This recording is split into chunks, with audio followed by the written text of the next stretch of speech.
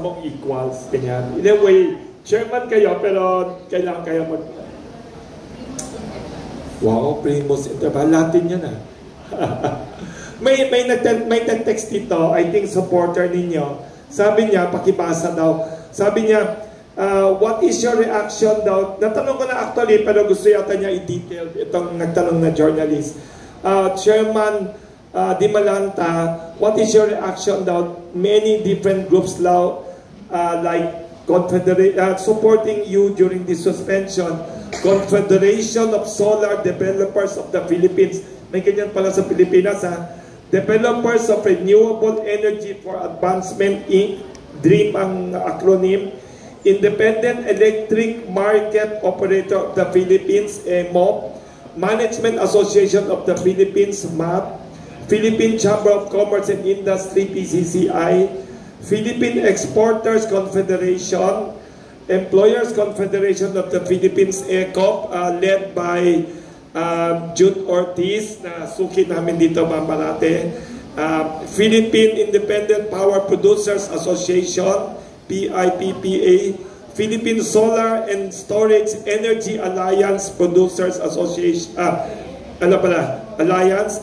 Retail Electricity Suppliers Association.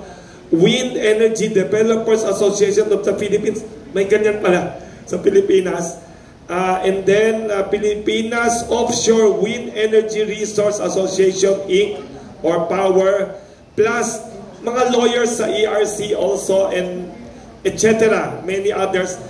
They express support to you. How do you feel?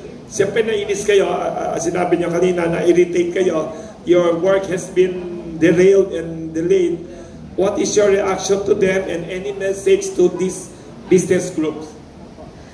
Siguro po unang-una yung pasasalamat sa lahat po ng mga nagbigay po ng statements of support. I'd like to believe that that the support is given not just to me as a person but to the efforts that we are doing. So kasi po ayoko po sana itong gawing personal na parang sinusupport nila ako kasi gusto nila ako or kaibigan nila ako or something. But dahil naniniwala din sila doon sa mga programang sinusulong natin sa ERC.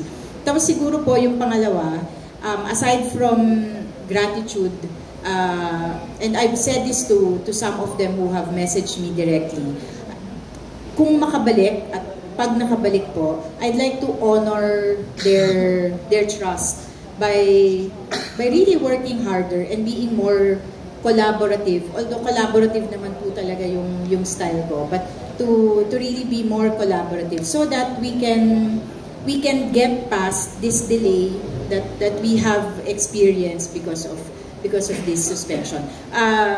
Double, triple time po kasi tayo ng catch up ang mangyayari po. Hahabol kayo sa mga backlog. 10 years backlog. Can you imagine? 10 years backlog. Para kayong korte. Di ba maraming backlog sa korte? May backlog tayo sa housing.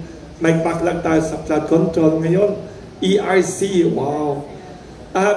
Do you have any last questions?